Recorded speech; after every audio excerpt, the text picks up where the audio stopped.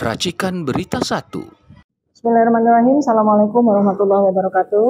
Assalamualaikum warahmatullahi wabarakatuh. Alhamdulillah pada hari ini Senin 4 Agustus 2025 saya Dr. Fauzia Tiasuma didampingi oleh kuasa hukum saya mewakili beberapa teman yang seharusnya hari ini juga hadir untuk beraudiensi dengan Ombudsman Republik Indonesia, yaitu Pak Dr. Roy Suryo dan Pak Dr. Ismon.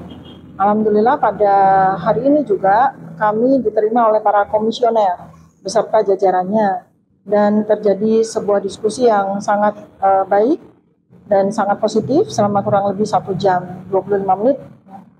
Dan perlu saya sampaikan kepada masyarakat Indonesia, para audiens di sini, bahwa saya adalah salah satu dari 12 orang aktivis yang menjadi terlapor dalam 2 laporan polisi di Polda Metro Jaya.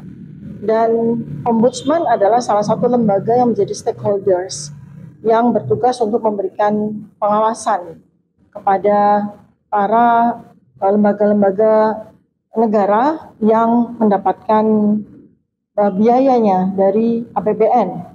Dan kemudian Ombudsman juga memberikan pelayanan kepada masyarakat atas hal-hal atau permasalahan yang terjadi pada masyarakat.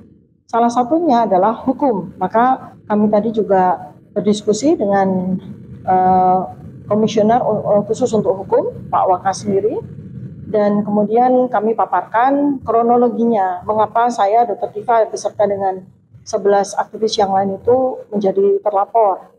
Itu adalah berkaitan dengan dugaan ijazah palsu Pak Joko Widodo, di mana saya termasuk salah satu peneliti yang concern dengan melakukan penelitian sesuai dengan kompetensi yang saya miliki beserta dengan teman-teman yang lain, yang sebetulnya sudah kami lakukan secara terpisah maupun bersama-sama sejak tahun 2019. Ketika isu tentang dugaan ijazah palsu dari Pak Joko Widodo itu mulai mengemuka di masyarakat dan menjadi perbincangan dan polemik masyarakat sejak kasus dikriminalisasikannya seorang jurnalis bernama Pak Bambang Trimulyono. Beserta kemudian di tahun 2022 beliau juga dikriminalisasi lagi bersama dengan Gus Nur.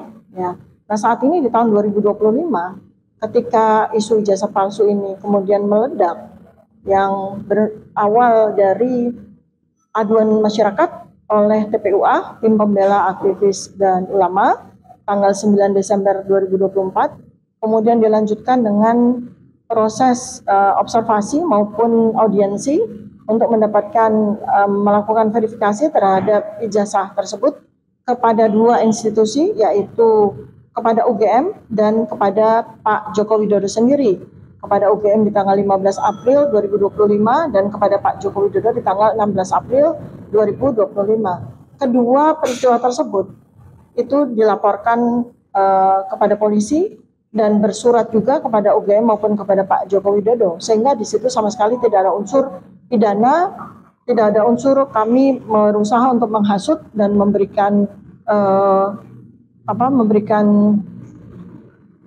ajakan kepada masyarakat untuk melakukan apa-apa yang dituduhkan oleh pasal-pasal yang kemudian dikenakan kepada kami. Nah, atas peristiwa aduan masyarakat oleh TPUA tersebut, kemudian kami hadir bertiga, saya, Dr. Roy Suryo dengan Dr. Isman Syanifar, hadir pada tanggal 15 April untuk bertemu dan sekaligus kami juga memanfaatkan pertemuan tersebut untuk melengkapi data-data yang kami perlukan untuk penelitian kami. Dan kami pada waktu itu juga diterima dengan baik oleh pihak rektorat maupun pihak dekanat Universitas Gadjah Mada. Jadi sebetulnya tidak ada masalah sama sekali, tidak ada apapun yang terjadi pada peristiwa tanggal 15 April 2025 tersebut. Tetapi toh nyatanya kami dilaporkan dan kami menjadi terlapor sampai dengan hari ini. Nah, kemudian kami juga tentu saja beraudiensi kepada Ombudsman ini karena salah satu dari fungsi Ombudsman kepada rakyat Indonesia adalah menerima aduan. Dan kemudian tadi kami juga mendapatkan penjelasan dari Waka Ombudsman dan para komisioner bahwa aduan kami yang sudah kami layangkan sejak bulan Juli 2025 dan kemudian kami lanjutkan dengan surat yang kedua itu sudah diterima dengan baik oleh mereka dan sudah diproses, dan mereka akan segera melakukan investigasi, melakukan penelaahan, dan barangkali nanti mungkin juga kami harapkan bahwa institusi ombudsman ini akan menjadi sebuah jalan tengah atau sebuah breakthrough ya untuk penyelesaian dari persoalan dugaan ijazah palsu ini. Mengingat dari beberapa kali kepolisian terhadap kami ya, termasuk presentasi ke Bareskrim pada tanggal 22 Mei 2025, di mana Bareskrim malah justru menggunakan beberapa dokumen yang semakin memperkuat penelitian kami bahwa ijazah Joko Widodo ini tidak otentik ya. Kemudian berikutnya setelah kami juga dilibatkan di dalam gelar perkara khusus di mana kami diundang menjadi saksi ahli, di situ tidak ada sebuah penjelasan yang komprehensif maupun diskusi yang komprehensif sehingga tidak bertemu dengan yang seharusnya dibutuhkan oleh masyarakat.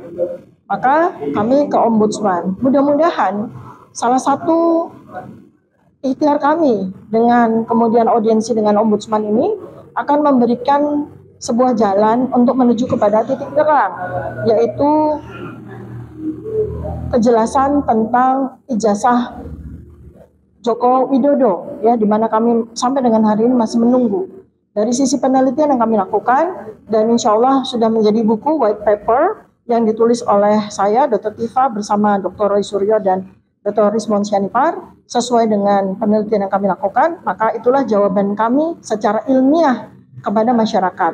Nah, kami harapkan juga nanti dari pihak Ombudsman juga akan memberikan support, dukungan kepada verifikasi maupun investigasi yang mereka lakukan. Dan kemudian saya juga ingin memberikan tambahan bahwa Ombudsman pada waktu gelar perkara khusus tanggal 9 Juli 2025 juga hadir, dan Ombudsman menjadi pihak yang terundang, pihak yang diundang oleh kepolisian, dalam hal ini oleh Bareskrim. Jadi kemudian ketika Bareskrim kemudian menyampaikan kesimpulannya yang sudah kami terima, yang nanti akan dijelaskan secara lebih lanjut oleh kuasa hukum kami Pak Abdullah Al-Katiri, maka ternyata kami ketahui bahwa Ombudsman sama sekali tidak mengetahui tentang surat yang sudah dikeluarkan oleh pihak Bareskrim. Dan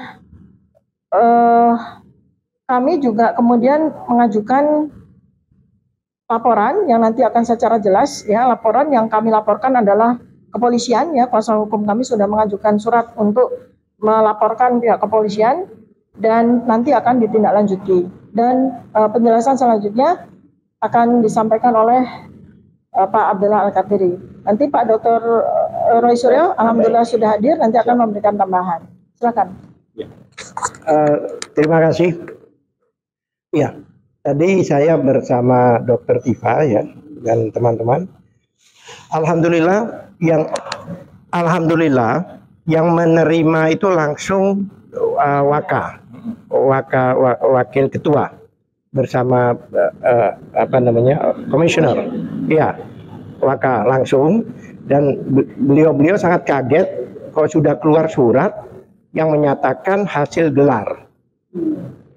Bahkan saya bilang, loh, sekarang hasil gelar yang mana Ombudsman juga ikut gelar, saya bilang, apakah sepakat dengan surat itu? Beliau katakan bahwa kami belum terima surat ini, bahkan minta kopi dari kami, gitu loh. Ya kan, masih dalam proses sebenarnya, belum mengatakan bahwa yang sesuai surat tanggal 25 itu yang menyatakan bahwa apa yang penghentian daripada penyelidikan itu sesuai prosedur. Tapi prosedur yang mana tidak disebutkan, hanya ngomong aja. Bahkan di situ berbicara masalah barang bukti dan alat bukti, primer, sekunder, dan sebagainya. Saya juga heran, yang diuji itu adalah pemberhentian penyelidikan, tapi berbicara tentang barang bukti yang mana itu sebenarnya ranah pengadilan. Ya kan, tujuan kami waktu mengajukan gelar khusus itu adalah untuk menguji apakah pemeriksaan laboratorium itu sesuai dengan Perkap, dengan Protap, dengan dan sebagainya. Itulah yang disebut prosedur, ya kan? Karena itu mengatakan bahwa hasil dari gelar, yang mana gelar itu tadi saya dapat informasi orang yang ikut gelar waktu itu gelar perkara di Barreskrim, ya itu dikatakan sampai malam, Pak. Sampai malam. Saya katakan, loh, apakah betul DPR, Ombudsman, Kompolnas, Komnas HAM termasuk yang menyepakati itu, ya kan? Sehingga kami butuh penjelasan tadi. Apakah sepakat dengan surat yang mengatakan bahwa pemberhentian penyelidikan itu secara prosedur? Mereka bilang, nah, kami belum terima apa-apa, kami belum memberikan rekomendasi apa-apa gitu loh, ya kan? Nah, saya katakan, lah kalau gitu sekarang marwah Ombudsman ini dipertaruhkan. Karena seolah-olah Ombudsman juga ikut serta di dalam memutuskan itu gitu loh. Nah, oleh sebab itu Ombudsman berjanji ingin menulis surat untuk mempertanyakan. Semuanya kami sampaikan waktu itu. Kami sampaikan apa adanya, pelanggaran prosedur, kemudian pelanggaran Perkap, dan bahkan pelanggaran undang-undang sendiri, yaitu undang-undang perlindungan saksi dan korban. Yang mana jika ada laporan, maka tidak boleh dilaporkan kembali sebelum tuntas. Dan masalah ini memang belum tuntas. Dan pemeriksaan laboratorium itu harus dalam ranah bukan penyelidikan, apalagi Dumas, harus dalam rangka penyidikan. Itu jelas. Nah, faktanya dikatakan pada waktu dan harus ada berita acara penyitaan. Bahkan beberapa kali lawyernya Jokowi mengatakan tidak pernah disita. Ditunjukkan saja, setelah itu nggak tahu diperiksa atau tidak, ditarik kembali.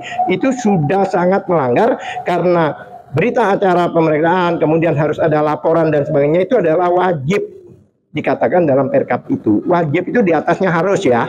Ya kan, seperti sholat wajib, kalau kita nggak sholat masuk neraka kan begitu. Nah itu salah satu ilustrasi. Ya kan, alhamdulillah bahwa Ombudsman merasa keberatan kalau dia dilibatkan dalam arti ikut serta dalam memutuskan itu, karena penjelasannya belum detail.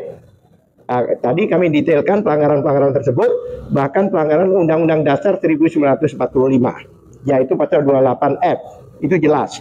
Maka setiap warga negara berhak untuk berkomunikasi, kemudian mendapatkan informasi, bahkan menyebarkan informasi dan sebagainya, selama itu adalah informasi publik. Itu dipertegas di Undang-Undang Nomor 14 tahun 2008, yaitu informasi keterbukaan publik, ya kan, pasal-pasalnya saya sebut semua tadi, yang mana sudah menutup diri bahwa selama itu dokumen publik, maka publik boleh mendapatkan. Bahkan kami katakan baik UGM maupun KPU itu sudah melanggar baik undang-undang, konstitusi maupun Perkap.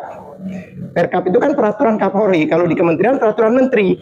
Itu ada di dalam hierarkis perundang-undangan. Jadi semua kami sampaikan, dan insya Allah Ombudsman akan mengawali, memang itu tupoksi Ombudsman, yaitu untuk mengawali ASN, meluruskan dan agar bersifat adil dalam melakukan tugas-tugasnya untuk bagi masyarakat. Terima kasih. Barangkali ya sedikit saya tambahkan rekan-rekan semuanya. Alhamdulillah tadi Dr. Tifa, Pak Al-Katiri dan beberapa rekan sudah diterima masuk ya. Saya kebetulan tadi ada acara sebelumnya, tapi intinya begini, kami semua mengharapkan pelaksanaan dari Undang-Undang Nomor 37 tahun 2008 tentang Ombudsman RI. Jadi Ombudsman itu sudah ada keputusannya, Undang-Undang Nomor 37 tahun 2008, yang diantaranya adalah mengawasi penyelenggaraan pelayanan publik, termasuk diantaranya penyelenggara negara dan pemerintahan, termasuk kementerian, lembaga, TNI, Polri, dan pemerintah daerah lainnya, maupun badan swasta atau personal yang diberi tugas menyelenggarakan penyelenggaraan publik tertentu, misalnya adalah ada PLN, BPJS dan sebagainya. Jadi di sini jelas sekali ya, dalam rangka penyelenggaraan gelar perkara khusus yang waktu itu dihadiri juga oleh Ombudsman, ternyata tadi Dr. Tifa, Pak Al-Katiri dan teman-teman mendapatkan keterangan bahwa ternyata Polri tidak melaksanakan kewajibannya untuk menyerahkan laporan atau bahkan mengikutsertakan ombudsman itu secara patut dan layak. Artinya patut dan layak itu apa? Harusnya ombudsman dilibatkan penuh ya sampai dengan sesi berikutnya, sampai dengan laporan yang ada, bukan tiba-tiba Polri, Mabes Polri tiba-tiba membuat simpulan atau membuat kesimpulan yang kemudian memberhentikan begitu saja. Karena ternyata dalam sesi pertama yang kami juga hadir, itu tidak ada unsur dari Universitas Gadjah Mada. Universitas Gadjah Mada baru dilibatkan pada sesi berikutnya, sehingga itu merupakan hal yang tidak fair atau tidak berimbang, karena bukti-bukti yang kita gelar itu harusnya didengarkan oleh semua pihak. Dan dalam gelar kedua itu juga tidak ditunjukkan juga, dan kami tidak ikut. Internal mereka. Jadi kami tidak ikut. Berarti ini tadi supaya diketahui oleh Ombudsman yang berdasarkan Undang-Undang Nomor 37 Tahun 2008 itu harus mengawasi, dan memang intinya nanti merupakan ada laporan maladministrasi. Jadi Ombudsman ini yang kemudian mengadministrasi antara penyalahgunaan wewenang, diskriminasi dalam pelayanan, ini termasuk diskriminasi dalam pelayanan, penundaan berlarut, dan tidak memberikan layanan ataupun pelayanan yang tidak profesional. Jadi kami melaksanakan undang-undang yang sudah dibuat oleh DPR dan juga oleh pemerintah di masa yang lalu dan juga di masa sekarang, itu harus dipatuhi dan diikuti oleh semuanya. Jadi alhamdulillah hari ini kita sudah diterima di gedung Ombudsman RI di Jalan Rasuna Said, yang gedung ini dan semua unit Ombudsman yang ada itu dibuat dan kemudian fasilitasi dan kemudian diberikan dengan pajak rakyat itu untuk melaksanakan pekerjaannya, mengawasi termasuk Polri yang ada. Jadi sekali lagi kita tunggu ya peran dari Ombudsman RI sesuai dengan undang-undang yang berlaku, dan tadi Pak Al-Katiri sudah mendapatkan semua dasar dari tugas kita. Tadi Dr. Tifa juga sudah detail menyampaikan apa-apa yang sudah disampaikan. Moga-moga ini semua berjalan dengan baik dan kami semuanya ini menegakkan aturan dan menyelenggarakan sesuai dengan aturan yang ada. Terima kasih kepada para lawyer, kuasa hukum, ada juga Pak Agus, perwakilan dari FDA yang hari ini juga membersamai kami. Terima kasih. Wassalamualaikum warahmatullahi wabarakatuh. Waalaikumsalam warahmatullahi wabarakatuh. Ada pertanyaan? Mungkin Pak Ismar mau nambah.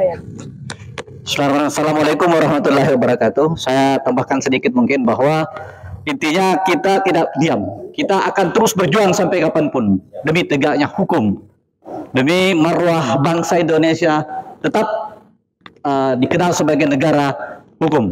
Kita dibersamai dengan ibu-ibu emak-emak ini luar biasa. Intinya bahwa perjuangan kita ini adalah perjuangan jihad fisabilillah untuk menegakkan kebenaran. Ya, termasuk juga kita mungkin mensupport atau berterima kasih bahwa sudah ada tanda-tanda bahwa Presiden kita Republik Indonesia sudah mulai melirik bahwa ada permasalahan hukum kita, ya, terutama dibebaskannya Tom Lembong, dibebaskannya siapa namanya Ongen, ya, terutama Dr. Ongen, ya, beliau itu adalah orang yang betul-betul dipidanakan karena dianggap mencemarkan nama baik siapa namanya Jokowi. Jadi sangat jelas di sini bagaimana Presiden kita memahami sebenarnya bagaimana persoalan yang ada. Dan kita ada harapan yang luar biasa bahwa beliau juga akan tahu bahwa bagaimana kita ini berjuang sebagai rakyat yang harusnya mendapatkan apresiasi yang besar karena sudah mengorbankan segalanya demi untuk bagaimana Indonesia mendapatkan benar-benar pemimpin yang sah atau tidak melakukan pelanggaran hukum. Dalam hal ini adanya dugaan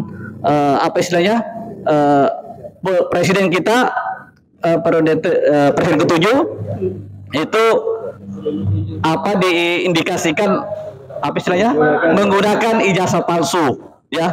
Dan kita juga masih mengingat bagaimana ada korban-korban terdahulu, seorang Gus Nur, seorang Bambang Tri yang sebagai seorang penulis, ya. Kita berharap juga mereka mendapatkan abolisi ataupun amnesti dari Bapak Presiden, bahwa mereka adalah para korban, ya, para korban proses hukum yang tidak sesuai dengan aturan hukum yang adil, ya. Demikian pula apa yang terjadi pada kasus kita, jelas sekali bahwa adanya ketidakfairan dari pihak aparat kepolisian yang memang sudah beberapa kali diulang, ya, dan kita juga masih berharap semoga Bapak Presiden segera mengganti secepat mungkin itu Kapolri, karena kita sangat pesimis ketika masih dipimpin Pak Listio Sigit yang memang diangkat dan dilantik oleh Pak Jokowi. Demikian juga instruksi penegak hukum lainnya. Begitu mungkin dari saya, mungkin ada dari Pak Agus sebagai dari diaspora. Terima kasih. Sedikit saja dari saya. Saya Agus Winanto mewakili Forum Diaspora Indonesia yang selalu membersamai 12 aktivis. Dalam hal ini ada Dr. Tifa dan Dr. Roy Suryo dan pengacaranya Pak Abdul Al-Katiri. Jadi untuk teman-teman Forum Diaspora Indonesia di 25 negara lebih, mohon bantuannya. Sekali lagi saya tidak bosan berkali-kali mengatakan dukungan antum semua, dukungan Anda semua dengan membuat surat ataupun pernyataan yang diupload di media di sana, di luar negeri. Itu menjadi bagus buat kita karena ada unsur pressure. Dan menurut Pak Ugroseno, salah satu aspek kenapa Pak Prabowo sampai mengeluarkan abolisi dan amnesti menurut Pak Ugroseno itu karena adanya tekanan dari Amerika, khususnya dari anggota parlemen Senator Alex Padilla dari Partai Demokrat di Amerika. Jadi dukungan teman-teman ini sangat ditunggu dan berdampak ya kepada kami yang di sini gitu ya. Terutama ini loh, para pejuang kita ini yang perlu kita dukung ini. Kita memang ada FDI ada untuk mendukung aktivis. Sekarang jadi 15, darinya 12 gitu ya. Mudah-mudahan tidak bertambah lagi ya. Itu saja barangkali dari saya. Terima kasih. Assalamualaikum warahmatullahi wabarakatuh. Izin bertanya Bapak pengacara, apabila di kemudian ada ditemukan bahwa ombudsman merasa tidak tahu apa-apa dan tidak dilibatkan, apakah ada konsekuensi hukum yang akan kita tegakkan? Ya, baik, ini saya yang menjawab dulu ya, bahwa nanti Pak Abdullah maupun yang lain bisa menjawab. Ya, pertama tadi juga saya jelaskan, karena sesuai juga dengan Undang-Undang Ombudsman Republik Indonesia nomor 37 tahun 2008 yang menegaskan posisi ombudsman itu tidak di dalam tidak di dalam posisi yang ditempatkan oleh kepolisian pada saat gelar perkara khusus. Jadi ketika kami tadi diskusi terlihat bahwa ombudsman itu hanya menjadi terundang saja, sehingga keputusan atau yang kemudian dituangkan di dalam surat oleh Bareskrim yang kami terima itu ombudsman sama sekali tidak terlibat di situ, tidak menjadi pihak pengambil keputusan di situ, karena ombudsman tetap berpegangan kepada tupoksinya, yaitu melakukan pengawasan kepada lembaga-lembaga negara yang mendapatkan dananya dari APBN. Itu tadi sudah dijelaskan dengan sangat jelas oleh Pak Waka dan para komisioner. Dan disitulah kami merasakan mendapatkan sebuah optimisme bahwa ombudsman ini nanti akan bersama dengan kami yang tadinya terutama pada gelar perkara khusus itu dikondisikan seakan-akan ombudsman itu menjadi bagian yang nanti akan bersetuju atau menjadi bagian dari yang mengambil keputusan atas penghentian penyidikan yang diputuskan oleh Bareskrim, tetapi ombudsman hari ini menyatakan dengan tegas bahwa ombudsman tidak terlibat di dalam pengambilan keputusan itu, sehingga kita mengharapkan bahwa nanti ombudsman akan bisa membantu kita apa yang kami ikhtiarkan, yaitu menjawab pertanyaan dari masyarakat luas tentang otentitas dari ijazah Presiden ketujuh Joko Widodo. Itu akan menjadi jelas dan clear, dan ombudsman sesuai juga dengan marwahnya membela kepentingan rakyat. Terima kasih. Pak Gatot yang apakah tadi sudah bertemu dengan wakil ombudsman disampaikan bahwa itu kan yang berlaku itu ada 12 orang. Ya, kami sampaikan.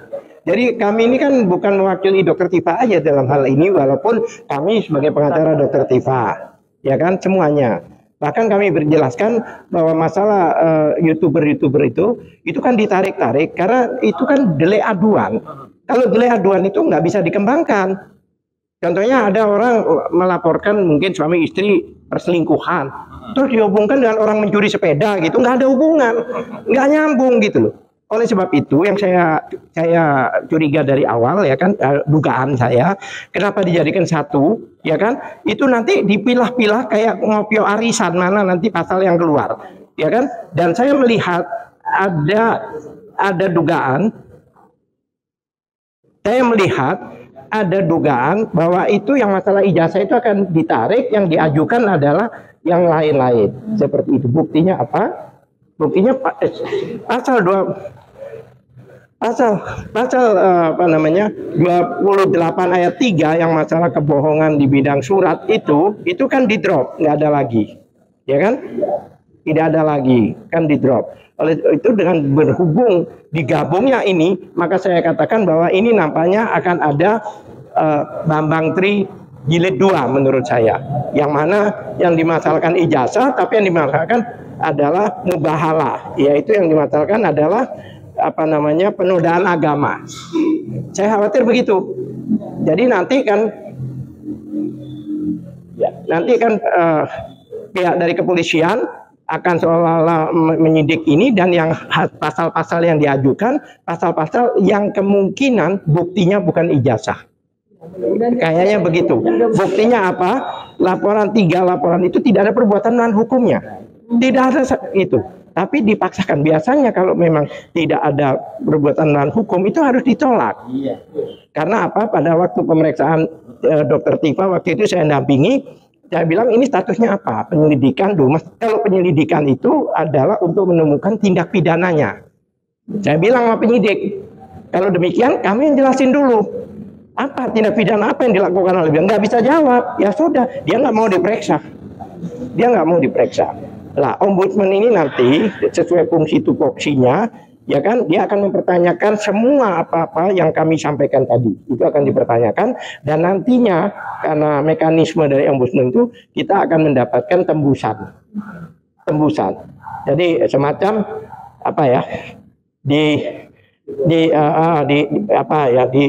disinkronkan lah, bukan disinkronkan, artinya nanti jawaban mereka apa, jawaban kita apa, jawaban mereka apa, akan demikian nanti.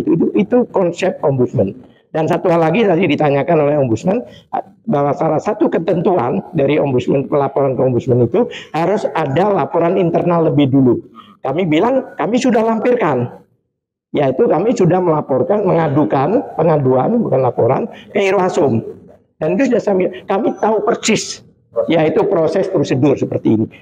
Tapi kadang-kadang orang kan ombudsman gitu aja, tapi tanpa sebenarnya harus ada laporan internal, dan itu kami sudah lakukan, ya kan. Dan surat dari Barreskrim menyatakan hasil gelar, yang mana digelar ada DPR, ada ombudsman, ada Kompolnas, ada Komnas HAM. Saya akan bertanya ke setiap institusi itu, apakah kalian sepakat dengan ini? Kalau kalian sepakat, biar rakyat tahu kalian di pihak siapa. Jadi kami akan datangi sebuah institusi yang ikut gelar pada waktu itu, karena beliau institusi itu sampai akhir waktu itu, sampai malam. Tapi kan itu kesimpulannya kan hasil gelar. Faktanya mereka tidak tahu. Bahkan tahunya dari kami kasih kopinya. Loh, sudah ada jawaban gini toh. Kami tidak tahu karena kami masih dalam proses untuk memberikan semacam rekomendasi lah seperti itu. Kemudian tadi pertanyaan menarik, apa konsekuensinya? Ya konsekuensinya ya otomatis bahwa polisi tidak melakukan sesuai undang-undang, aturan dan konstitusi. Ya kan? Karena lembaga ombudsman ini memang dibentuk oleh presiden untuk mengawasi, tapi kalau nggak didengar, ya tahu sendiri kan? Ya kan? Mungkin bukannya tapi seluruh rakyat Indonesia ini yang akan mengambil menyimpulkan lah apa yang terjadi seperti itu. Ya, cukup. Ya, sekali lagi kami dari tim advokasi, ya, sekalipun sebagai bertindak juga sebagai dari TPWA ya, menghimbau dan meminta mungkin kepada Bapak Presiden kalau bisa untuk menyelesaikan persoalan ini segera dibentuk mungkin tim investigasi, ya, tim TGPF supaya menyelesaikan kasus ini. Kita betul-betul menyerahkan kepada Bapak Presiden untuk menyelesaikan persoalan ini agar penegakan hukum itu betul-betul dapat dilakukan terlaksana di Indonesia gitu loh. Ya. Kemudian warning kepada penegak hukum dalam hal ini mungkin pertama adalah kepada Barreskrim Mabes Polri, ya, untuk betul-betul ayo kembali ke habitatnya sebagai penegak hukum yang betul-betul netral dalam hal ini. Untuk bisa menegakkan hukum, ada masyarakat yang menginginkan untuk dilakukan laporan hukum kepada diri Pak Jokowi, dan indikasi awal itu sudah jelas. Jadi tolong ini dinaikkan segera mungkin untuk sesegera bisa dilakukan penuntutan, kemudian dilakukan putusan pengadilan sehingga perkara ini terakhir. Kemudian warning lagi kepada Polda Metro Jaya. Menghentikan laporan di Polda. Oke, ini kan tadi Osper Mabes nih. Ini Polda nih. Baru harus masuk Polda. Itu di Polda Metro Jaya kita menginginkan mungkin bahwa sesegera mungkin ini kan sudah diajukan katanya penyitaan ya sesuai dengan prosedur hukum untuk segera diperlihatkan kepada masyarakat, khususnya kepada para yang melakukan investigasi selama ini ya, karena mereka adalah memang dilindungi undang-undang dan berhak untuk melihat ijazah tersebut, dan kemudian segera mungkin melakukan penghentian penyidikan karena sudah jelas bahwa semua masyarakat atau yang dilaporkan ini adalah orang-orang yang mempunyai hak atau kompeten untuk mempertanyakan persoalan ijazah ini. Ya, bukannya dikriminalisasi, bukannya mau dipenjara gitu loh, tetapi harusnya negara Indonesia sebagai negara hukum, negara yang tunduk dan patuh kepada demokrasi, yang paling tertinggi adalah masyarakat. Ya, makanya para petugasnya yang dibiayai oleh negara itu tunduk dan patuh kepada masyarakat. Masyarakat yang menginginkan untuk diperlihatkan ini segera itu dilaksanakan. Demikian dari saya. Barakallahu fiik. Allahu Akbar.